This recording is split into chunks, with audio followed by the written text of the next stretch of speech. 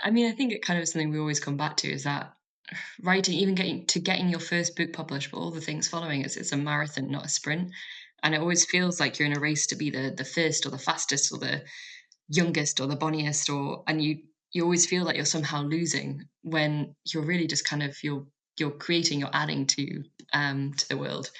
But I mean, God Killer was a fourth book I had with my agent, Juliet Mushins of Mushins Entertainment. I had queried with the books that came before, and it but had been kind of the classic sort of queried with a book, got us a round of rejections, queried again, continued to kill it, push it till it was dead, and then was like, okay, I guess I'll try something new. And it was similar with my agent, and it was tough as well because when I got my agent with my fourth book, I thought that's it, my life is made. I told everyone that I wanted to be a writer, like everyone knew, and it was my spare time, it was my lunch hours, it was my commute, it was my every single waking moment. But when I got the agent for that book and I thought life's going to be made, I'm going to be a writer, and then it what we call died on sub. um, it was devastating. It was like an emotional blow from which I thought I'd never recover. But as authors always learn, we just have to kind of roll with those punches.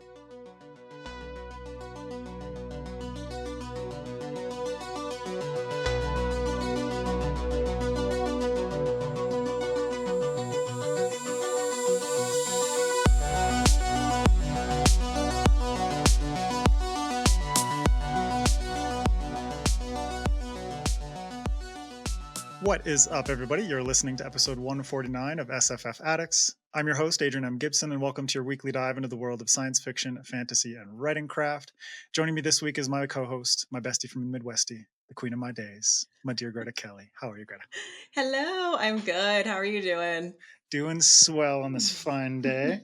And what's also swell is Greta's novel, The Queen of Days. Well, she's got 3 novels, but the Right. latest is The Queen of Days. If you want, you got a plethora of choices when it comes to Greta's work. If you want to support this wonderful human being and enjoy just a fun-filled heist full of hijinks and really fucked up characters, but good people, yeah. And of course, go and support Adrian and all of his work, especially Mushroom Blues, and get your daily dose of murder, mystery, and of course, mushrooms. Yeah, and the anniversary update is out now, so you can get the book, which now has a foreword from Nicholas Eames and some custom interior artwork. Some That's for beautiful interior all the artwork, by editions, the like way. hardcover, paperback, and full color in the ebook as well, Mhm. which is very exciting. And as well, if you want to support MJ in her quest to quit her day job, you can go pick up her debut novel, Among Thieves, and the sequel, Thick As Thieves. If you want more heists, and if you want MJ to publish more stuff, because she would if she had more time. That is the goal. That is the goal. As well, if you want to support SFF Addicts, you can check out our Patreon to give us a little kickback and help us do what we do here and get bonus episodes, author readings, and more. Also, don't forget to rate and review the podcast on your favorite podcast app and subscribe to the FanFiAddict YouTube channel where this and every other episode of the show is available in full video. And now welcoming to SFF Addicts for the first time, the amazing Hannah Kaner, author of the Fallen Gods series, including God Killer, Sunbringer, and the newly released, when this episode comes out, Faithbreaker. Welcome, Hannah. How are you? Thank you so much for having me. I'm very well. Glad to hear that and very happy to have you here. But if anyone doesn't know about you or your work, if you want to give a little intro, a little deeper dive into you. All right. Well, my name's Hannah Kaner. I have been writing for years. God Killer was my debut novel, but the 7th novel that I ever wrote. And it's been releasing steadily, one a year. So God Killer, then Sunbringer last year, and Faithbreaker is out on April the 1st in the US and March the 13th, which is next week for me right now in the UK. I am based in Edinburgh in Scotland, but I'm from Northumberland in the wilds of the northeast of England. Yeah, it's kind of like Game of Thrones speak. It'd be like, close to the wall, like Yeah, Game Winterfell. of Thrones speak. I would be a wildling north of the wall. That's metal. Greta and I actually we were at Worldcon last August and we spent some time in Edinburgh. It's holy crap, like it's such a beautiful Beautiful. town. I wish we could have It's spent more time there. gorgeous. but we were both like Yeah, socially drained when we Yeah. arrived. after a con, you just really don't want anyone to look you in the eye for like 7 to 10 business days. Yeah. So true. I am in Edinburgh now, but I'm technically normally based in Kinshasa in the DRC, at least for this year. But we actually got evacuated about 2 weeks ago, so now I'm back. What happened though? Back in Scotland. Dang. There's a war in the east, and the riots in the main city meant that we were asked Oh, to no. leave for our safety. But yeah, we were very lucky, and it's lovely to have Edinburgh as a home to fly back to. Mhm. Yeah. And hopefully you can go back to the DRC at some point when things have Fingers crossed, calmed down. yeah. Fingers crossed. Yeah. Yeah. Before we dig deeper into the episode, a quick word from our sponsor. Welcome to Transference, where death and sickness are but a distant memory.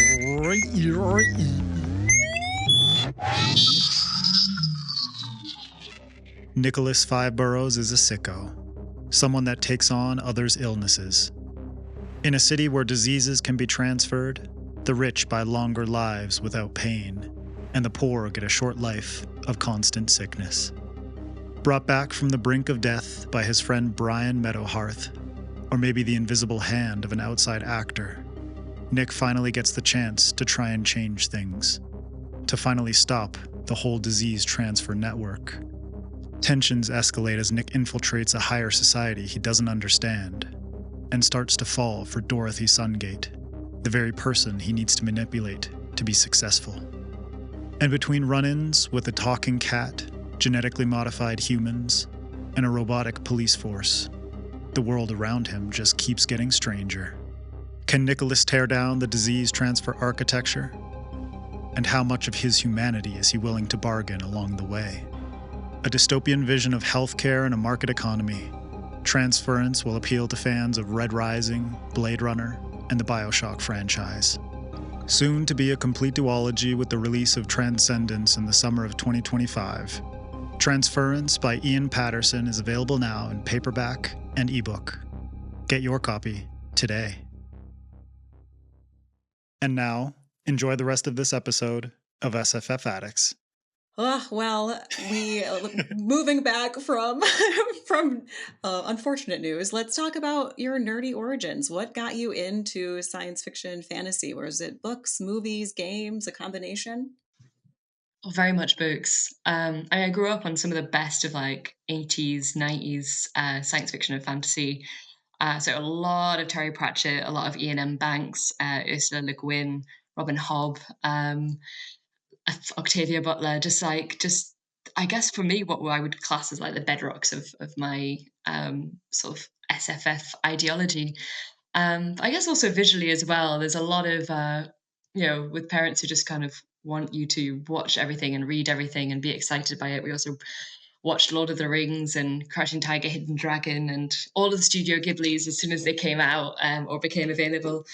So yeah, I think I had quite a broadly permitted quite a broad imagination from a young age, and those are kind of the bedrocks of the things that I create. And I'm so glad now that I've sort of expanded my range of reading wider. But yeah, I just can't. That's awesome.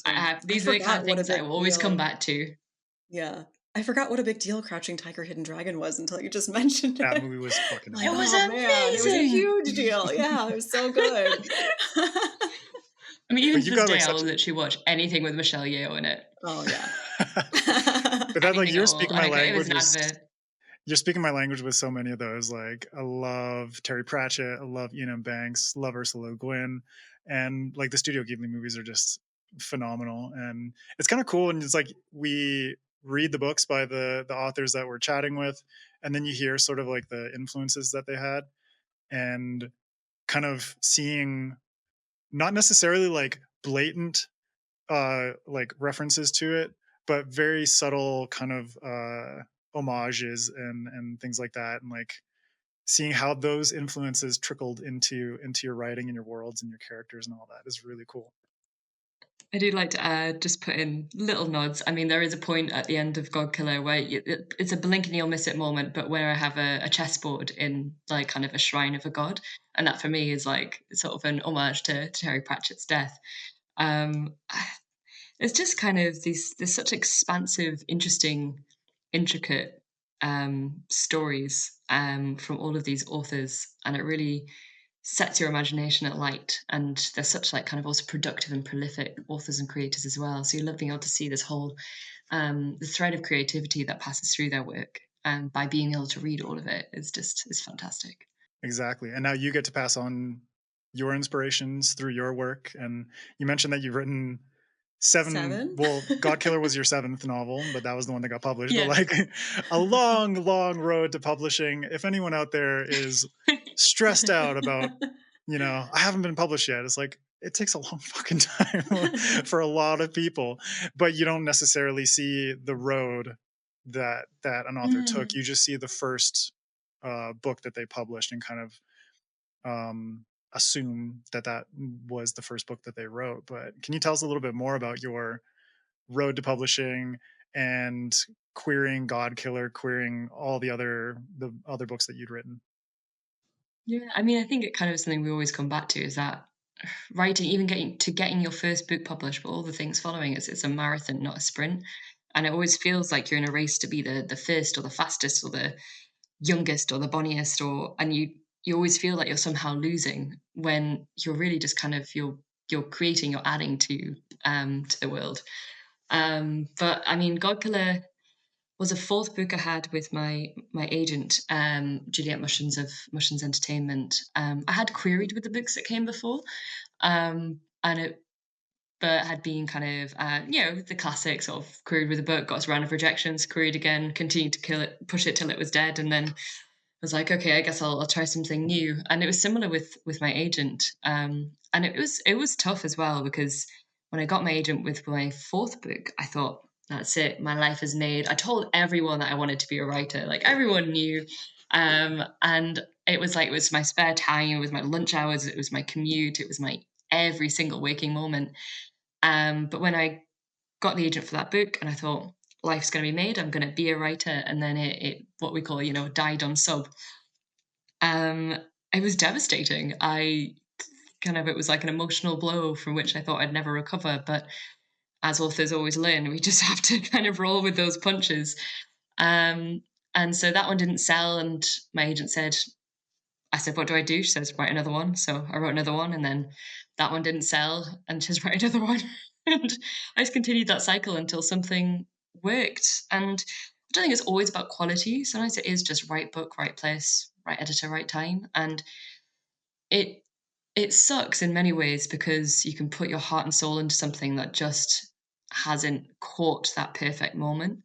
Um, and then you can somehow magic your way in with your fourth book and it go wildly better than you ever expected. Fourth book with an agent. Um, so yeah, it was a lot of grist, a lot of grit, and just constantly just lobbing past at the wall until something stuck, and it did.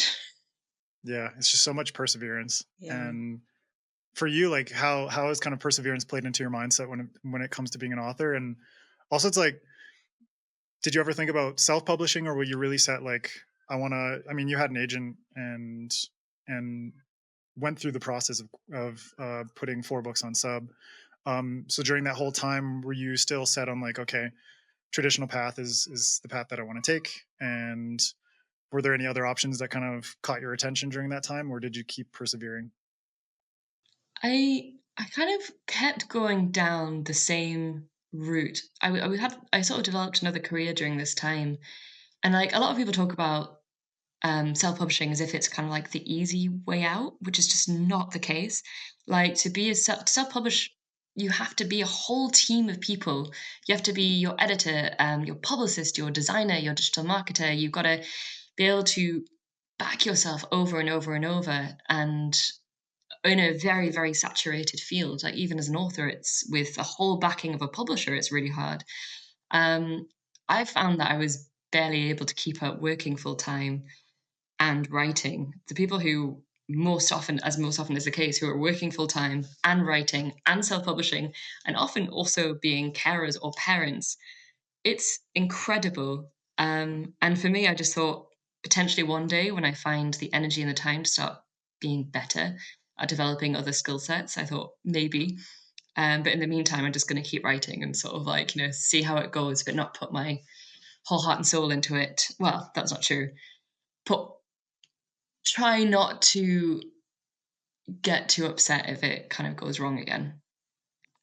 So yeah, I definitely thought about self-publishing, and I think I was just a little bit too scared. I thought if I just put one foot in front of the other and keep creating, one day I will figure something else out. But right now, I don't feel like I have the space to move from this track that I've set for myself. Yeah, and the Well, and it hybrid path is sounds always like, open. yeah, that's true. Yes. But it sounds like you had like a really nurturing relationship with your agent. I think people are always worried that if their first book doesn't or dies on sub, then that's it. Their agent's just going to drop them, which Yeah.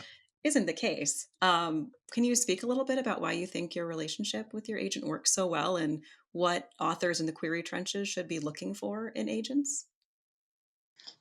I think when it's always a hard thing to hear when you've poured everything into a book and it doesn't sell, and then your agent says, "Just write another one," as if it's that easy. But what she'd say when she was reminding me, like kind of talking about that, is that she's taken me on as an author. She's not taking me on for just one book and just one sale. And it was that reminder that she had to maybe give me more than once, that I'm a writer and I can improve as a writer and I can keep pursuing as a writer. All the things that I've ever wanted, as long as I just keep going and I just keep picking myself up and deciding that this is what I want. So I also wanted to kind of make sure I had a professional, honest, and respectful relationship with my agent. I think kind of we all really want to be advocated for, but also I'm just one of like a number of other authors. So I wanted to kind of make sure that I was sort of working with her rather than expecting her to pick up all my pieces. And that kind of really was helpful kind of going forward, because it meant that I wasn't relying on her too much to be kind of all the things that I needed to be for myself, which was, my own champion and my own kind of support and have that network. And yeah, but I think that's it. It's what you need to look for in an agent, is someone who wants to advocate for you as an author, not just advocate for the first book that you've produced for them. It's a long term, should be a long term, years long, maybe even career long relationship. So it's important that you have a future in mind. Yeah, 100%. And that goes that also goes for publishers, because in your case, like, you lucked out getting a series deal with Harper Voyager for 3 books, which is honestly like such an awesome situation to be in, because so many authors is like, give me 1 book with serious potential or some bullshit phrasing like that, which just like, it's just like, oh god, like, Yeah. end it on a satisfying note, but keep it open ended in case anything comes up. It is really amazing that, like, you put in all this effort, you had Julia backing you and sort of helping you build up the self-confidence that a lot of authors really need, because we are a very self-conscious breed. Very, very hard on ourselves. Our whole job Um, is overthinking. That's what we right, do for a exactly, living. exactly. I do it to myself too. But then on top of that, like, all that hard work, and you got a series with Harper Voyager. So how did you feel when it got to that point of, okay, a book got picked up, but not only that, they want 2 sequels in this full trilogy? I it really unnerved me, and I was really guarded at first. When I first pitched God Killer, I had pitched it as a duology, and very similarly, I was like, I can tie it up in one book of just please someone pay me money to make all of these years just like with, a grand. I'll take a grand. But it was my agent who came back and said, I think it's more pitchable as a trilogy. And that's kind of a common thing to pick up. But I have known authors who have sold trilogies, but when the first one doesn't do that well, publishers can just sometimes just turn their back on the author or the trilogy. So it's like kind of it's a buy-in, it's consistent income over a number of years, but it's also kind of a risk that they're taking financially and you're taking professionally, and that they're going to be able to continue pushing that series. So it was incredible, but I was so like emotionally binned and guarded. I think it took me like maybe 6 months to go like, oh, I this is actually happening now. You sure? I kept thinking someone was going to pull the other one, Yeah. I was just waiting for someone to email and be like, jokes. Duology. We're not really going to publish you. But It's yeah, surreal though.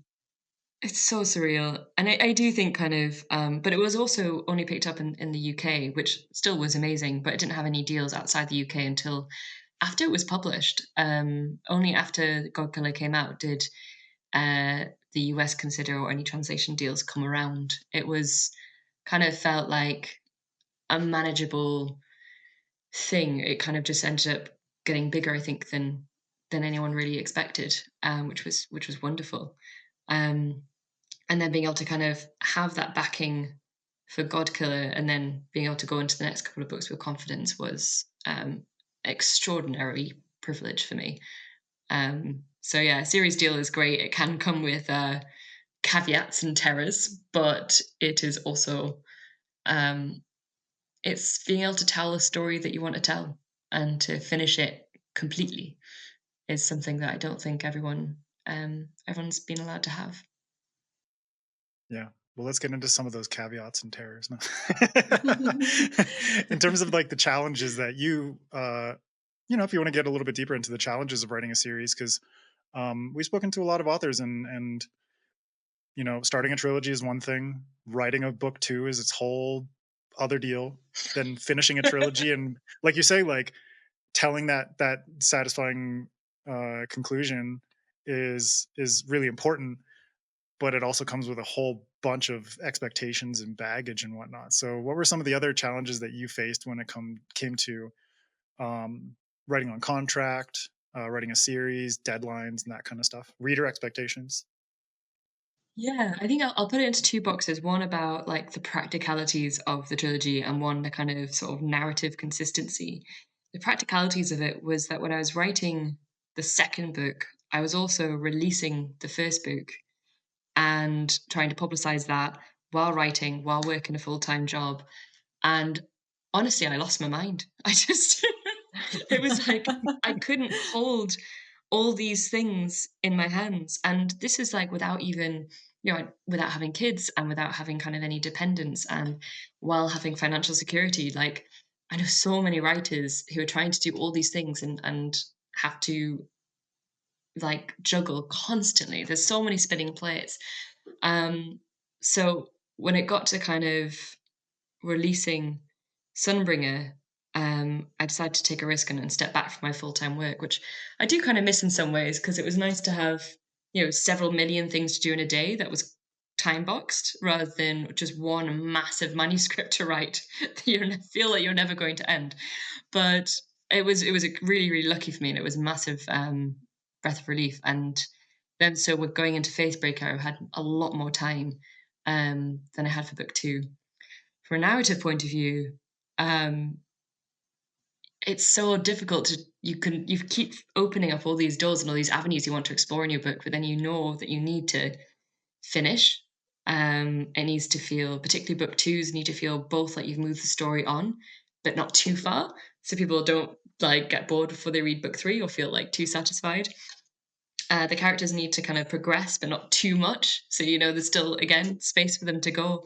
And by book three, you need to close down more narrative doors than you're allowed to open.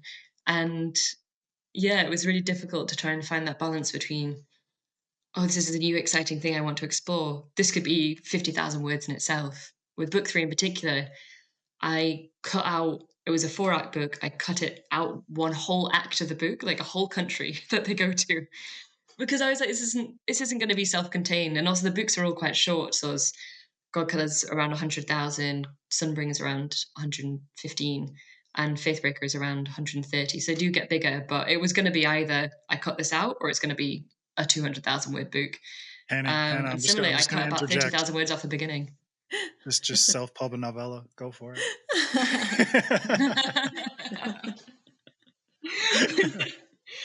It was tempting, but yeah, it's so hard to be able to tie everything up and then feel like you've done all of it justice. I hope I have. I'm sure you have. But you're nearly at the end of this whole long journey with the Fallen Gods trilogy. How are you feeling? Are you excited for the release? Are you getting nervous? I'm Bittersweet? Some so nervous. combination? uh, I'm nervous. I'm terrified, to be honest. But I think some of the best things in life are kind of frightening. To finish a story that I've loved so much, and I've met so many people who it's meant a lot to them. It feels incredibly emotional to me, and I feel incredibly lucky to being able to do it. But now the scary thing is, what next? And are people going to love it as much? Is it going to be as true and as good? But I think we just have to kind of take that chance and hope that people will come on the journey with us. Yeah. It's like, believe in me as an author, not just for the Fallen Gods. Yeah. We just spoke to John Scalzi last week, and he was talking exactly about that. Like some authors where they start to develop a readership for them as opposed to just a readership for a particular series. And so Mm, I'm sure for you, it's been really amazing to build up your career with the Fallen Gods trilogy, and then now you can carry it on and hopefully bring more readers along for the next ride. But what have been some of yeah. like the bright spots and maybe like helpful challenges and things that have challenged you, yes, but also helped bolster your career and your confidence and whatnot during the publication of these 3 books? I think the brightest spot has always been sort of meeting booksellers and other writers and readers. Like this community, particularly around like SFF, is so broad and diverse and warm and smart and bright. And I think one of the things that has made God Killers the success that it is, particularly in the UK, is being booksellers just championing it from day one. And that has been the thing that's kind of made me keep going, is like it's making those personal connections um, with people who work really hard jobs and somehow have decided that this book is the one they want to put in people's hands. And that feels, yeah, really, really special to me. And it's been just the best thing is be able to go into bookshops and have a chat with people and then get 18 book recommendations. And I'm like, I can't read all of this, which I think is, and I think, but I want to, I really, really want to.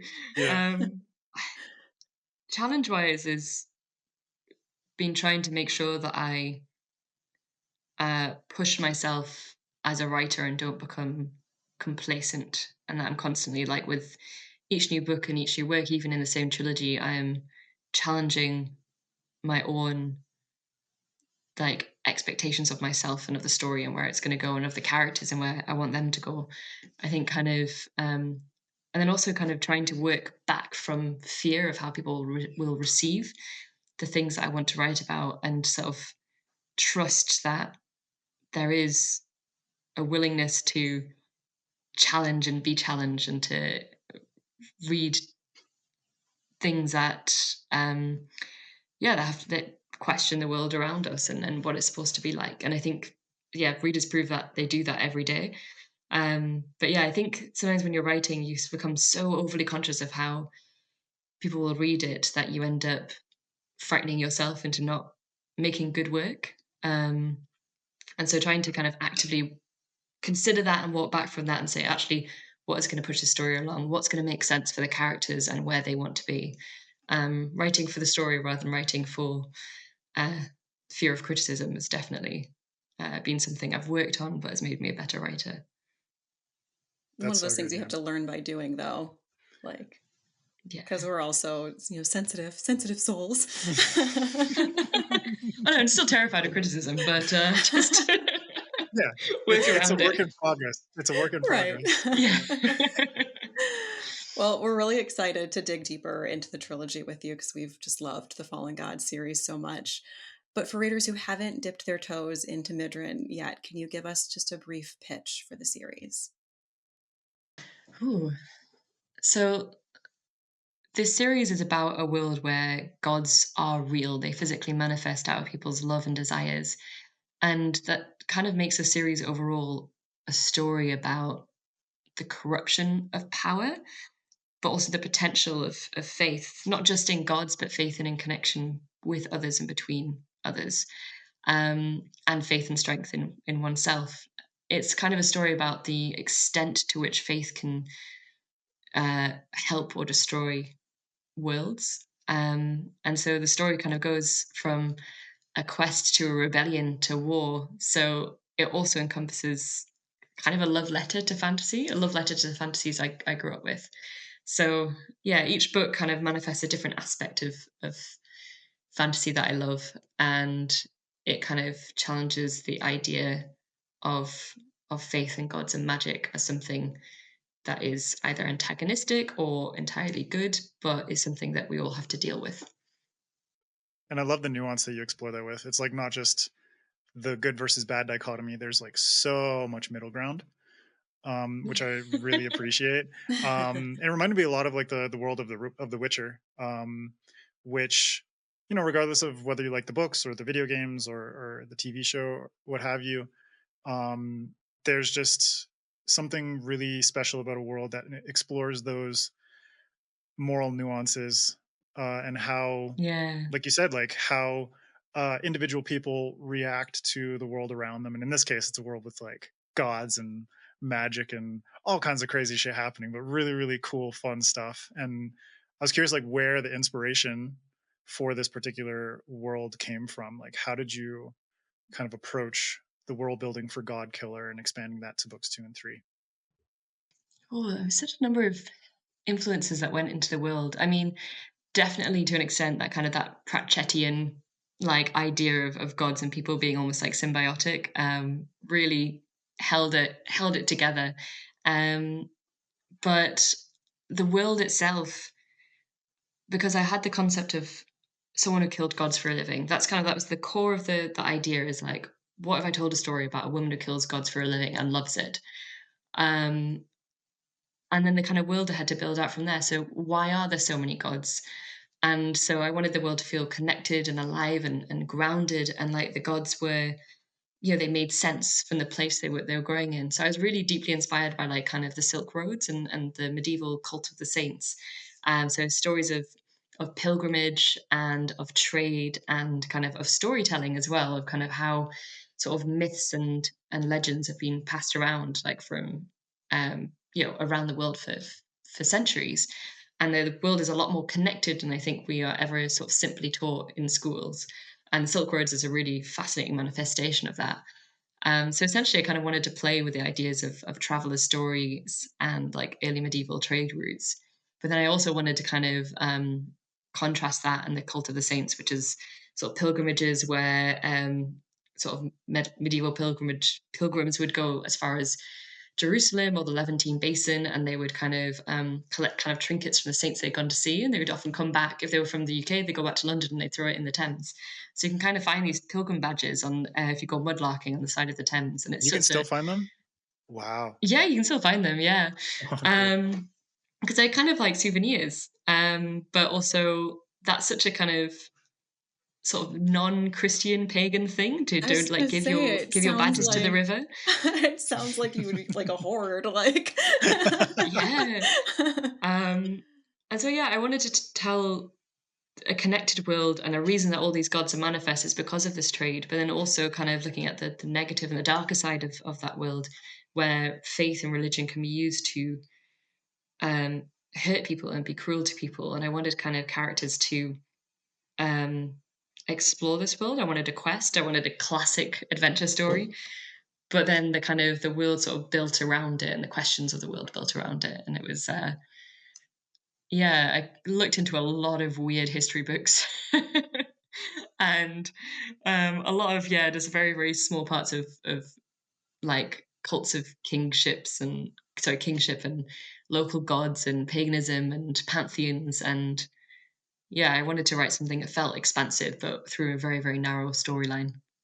Yeah, and I love that. Like, there's still like even today, there are like a lot of people.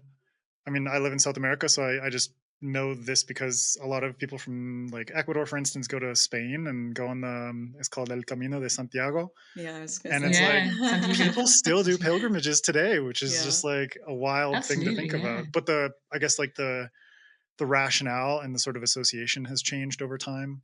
Um, but Yeah. it's amazing that centuries later we're still walking the same paths, um, both Yeah. on a spiritual level and on like a geographical, physical level. Mhm. Well, kind of going off your mention of the world being a little bit brutal and the gods within them kind of cruel, this leads to a good question from our patron David Hopkins. He says the opening scene for God Killer was absolutely brutal. It stuck with me. How early in your process did you know you wanted to start the novel here, and why do you think the series needed to begin with this scene? It was the first scene I wrote, and it was the kind of where I started exploring, like, kind of, I guess, the concepts I wanted to bring to play in the story, which is kind of both the love of gods and the faith in them and the kind of cruel ways that can turn, but also kind of how it is, it just introduces the complexities of the world and the love within it in like one fell swoop, like to how what it is to love a god and what it is to hate them and to be loved and to also be destroyed through like kind of factions of faith. So it helped me introduce both the lore, the sort of rationale behind the character, the woman who kills gods and loves it, um, while also kind of already sort of poking a stick at what those complexities might mean in this world. So her father loved a god, and that god did save her, but at what cost? And that kind of is something that she carries through.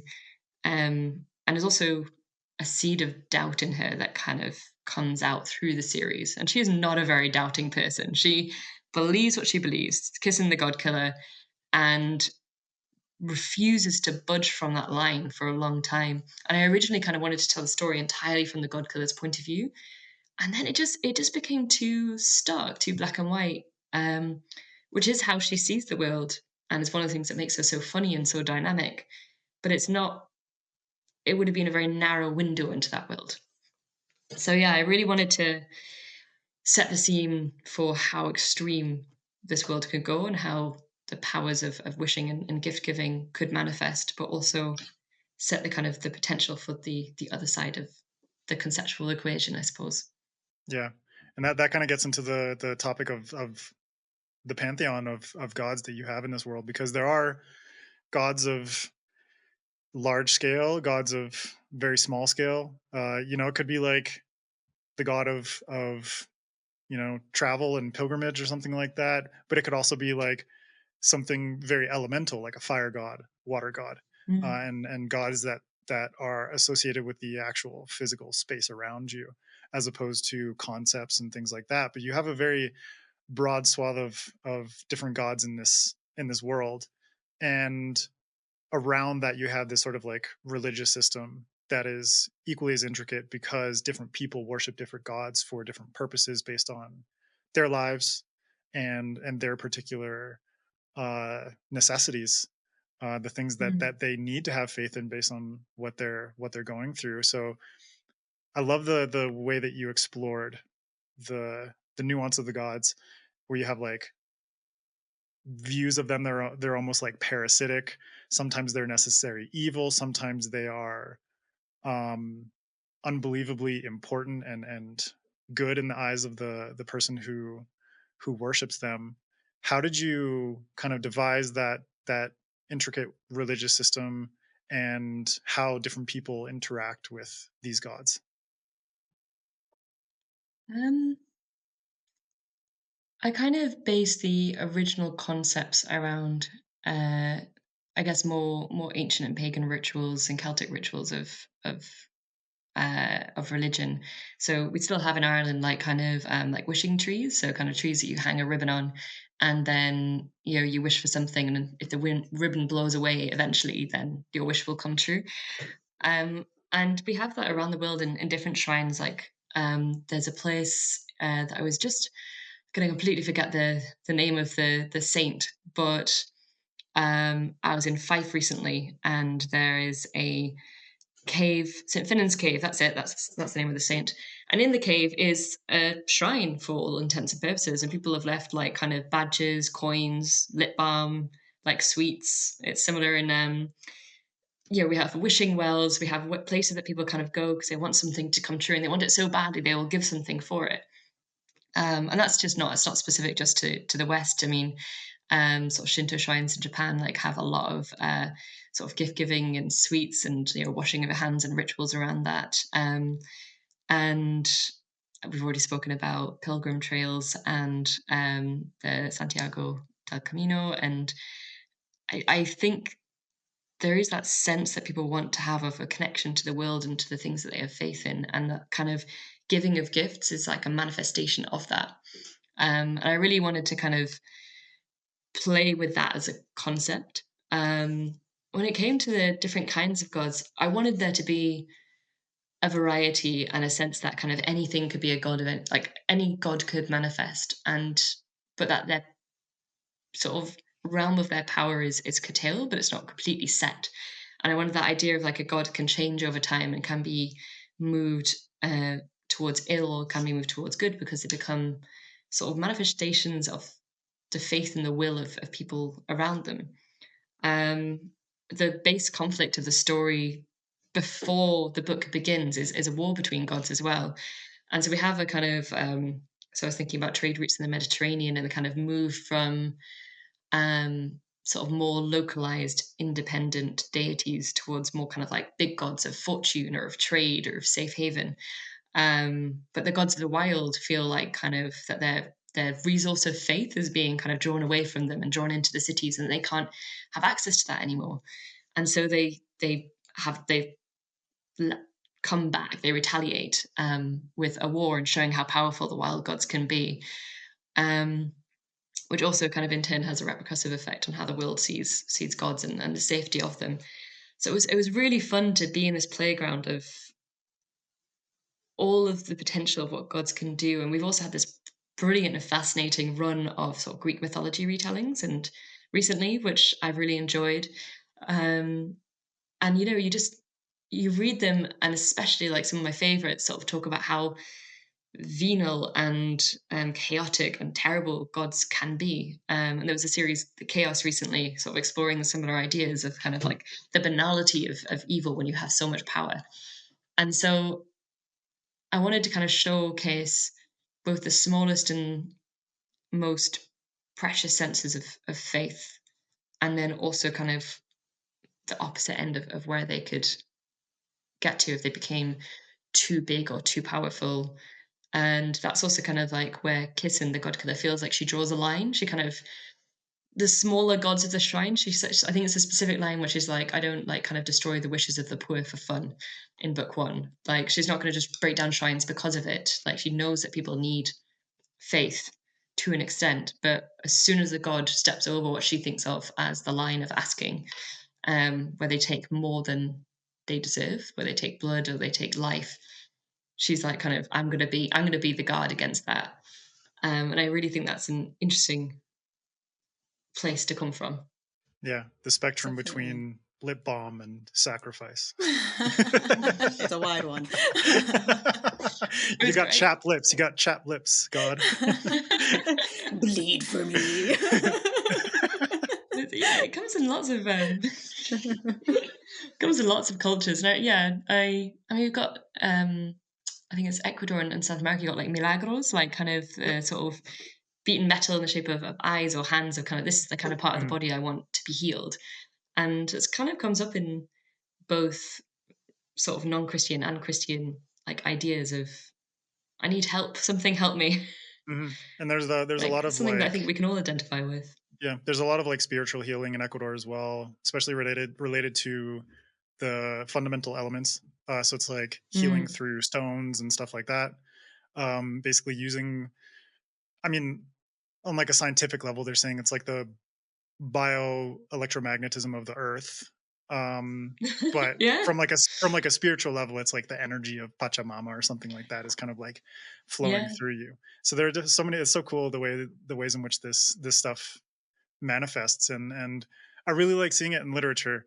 especially in fantasy, because I think fantasy is a good place to explore topics that Mm, otherwise might be quite fraught. And in the case of like religion and faith, that is something that a lot of people are really touchy about. But how was mm. it for you to kind of explore this in the world that you'd created through the lens of fantasy? You know, the divides between fanaticism and faith, and the nuance in between that. How did you feel tackling such a touchy subject? It was nerve-wracking, though I feel like to write is to explore and is to challenge, and the best art has a trueness in it, like an honesty. And I think as soon as I kind of had the idea of Godhead and Godhood, it felt like it would have been dishonest to not explore the different aspects of that. I mean, I come from a family, my on one side's like Irish Catholic, and the other side is Jewish. I'm not religious personally. I have friends though for whom faith is such a huge part of their day to day and their kind of sense of community, their resilience, and their kind of wellness and being. And then I also have friends who've been ostracized and hurt by conflicts of faith, and faith and religion has been used like as a stick to beat people with, to destroy and to hurt and to exclude. And we still live in a time where people use a soapbox of faith to enable cruelty and fear against women, against the queer community, against the trans community, where it's like it's still prevalent in our day to day. It is such a huge aspect of our history and the way that we've related to each other. So it did feel fraught, but it also felt honest. I think coming in it from a fantasy point of view allowed me to explore this specific concept of faith and fanaticism a step removed from the world, but still relevant to it. It was something that I could also writing a world that was queer norm, that was had gender parity, also allowed me to kind of say, without these aspects, like kind of sort of male and female conflict, of kind of like the ostracism of people who were queer, the ostracism of people with disabilities. Like, what does it mean to have faith? Like, what? How do we look at the concept in and of itself? And it still comes up with conflict and pain and cruelty, as well as grace and community. Um, I did have a few people when the first book came out who really thought, I really hoped that I was going to write something that was like a diatribe against faith and against religion and organized religion. I think that would have been dishonest. I think it would have Yeah, been dishonest to come down on either side. It's definitely something to explore, but we just can't extricate ourselves from how much it is impacting people's day-to-day lives, even now. exactly. Yeah. Yeah, And we all contain multitudes, and that's definitely true for the main cast of characters you have in the story. I mean, we've spoken a little bit about Kissin so far, but there's also Elo and Inara and Sketty to talk about. So, how did you come to those four individuals as the ideal perspective through which to explore Midran? It was, as I said, Kissing came first, and I wanted the kind of, I guess, the classic fantasy trope where you have the weary willed warrior and this sort of adopted, precocious child. And they become foils for each other because they have different stances on what the world means to them. Like Kissing is jaded, she's older, she has seen sort of the worst of what the world has to offer. And Inara hasn't. She's young and she's naive, and she's kind of like the route through which we are also introduced to this world for the first time.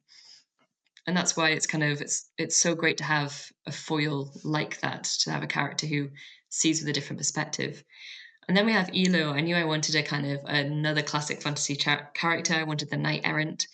Um, but he has also seen the worst of what the world has to offer, but he still thinks that faith should and can be personal, and it can be good, and it can be true. Um, he's also kind of grown up in a different environment to Kissin and Inara. And then we have Skedi, who's a god who just happens to exist and would like to continue doing so, please. And it was really fun to kind of, because it's just such a linear journey to keep sort of reflecting that same, refracting that same world through different lenses. And I really enjoyed playing with classic fantasy tropes. I really enjoyed doing the classic fantasy quest and then opening up these different angles on it. And so, yeah, I'm really glad I decided to do a multi-person narrative, even for so short a book, because it definitely allowed the world to be more interesting and more complex. Hmm. And yeah, like being able to play with those tropes and flip them on their heads. And like Elo's, for instance, is like, dude starts out as a baker, and then it's like, surprise, he's a paladin. And you get to like play on multiple tropes there. It's kind of like the farm boy, Yeah. leaving his place of comfort, going back to something that he tried to escape from. So it's like very multi-layered. And then Inara, yes, her and Kissen are also a foil, but Inara and Skedi are another foil. So there's like this, Yeah.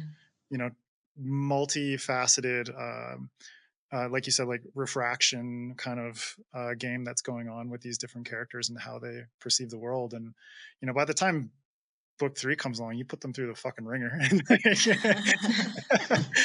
Putting it bluntly. Did you feel any pressure? They've been through the ringer before before book Yeah, one exactly, starts. exactly. It's like their backstory is ringer. It's like, yo, like Kissen lost a leg alone. But on top of that, it's like there's the pressure of how do you feel about bringing their stories to a close? Like, what kind of pressure is there? God, yeah. I mean, with these characters, like as you know, as writers, they become like your best friends. Even the ones you hate, they kind of like occupy your every thought, and you think so much about what they would do and how they would react in certain situations, and they become as real to you as anything can be. And so I feel their every pain in my soul, and I really want to do right by them. But where and at the end of the trilogy, where it was right, I wanted the reader to feel like there is life beyond the page, that there is a future that can happen, and that they feel like the world continues even after the story is done. So I wanted to do right by them, but I needed to push them to their limits first. Because They have to earn that and like rest. they had to earn it. I think also kind of they have to face the worst parts of themselves to move forward in this book, and the things that they're most afraid of, they have to confront it by the end of book 3, or at least sometime in book 2. um and you've got to feel that as a reader, that they have addressed um an aspect of themselves that they never thought they would have to. Yeah. Well, I mean, speaking of people who have been through the test in the first 2 books, we got to talk a little bit more about Inara and Skedi's relationship because it's so unique. And I mean, how are you feeling about where they are at the beginning of Faithbreaker, where they've kind of maybe Inara's lost a little bit of her trust in Skedi? How are you feeling about where that picks up and how it I don't want to get too spoiler territory, but like how are you feeling about that development of those 2 characters' relationships throughout the course of the I think, series? yeah, I think in Sunbringer in particular, the two of them had to address the betrayal that they had inflicted on each other. Um, Actually, well, in book 1, the betrayal that Skedi inflicted on Inara. But in book 2, like, Inara hits Skedi too, and she makes kind of decisions that could actively harm or even kill him. And the very nature of their relationship is flawed. Like, they're a child and a god. They're going to want different things. Skedi wants safety, and Inara wants freedom. Um, and they do grow closer throughout Faithbreaker in a bond of more kind of mature trust. And I think they've kind of done a lot of having to do a lot of growing up in book 2. And I think by the time they come into book 3, they've kind of both done independently a lot of that kind of confronting of the things that that's going to be difficult to reconcile between them.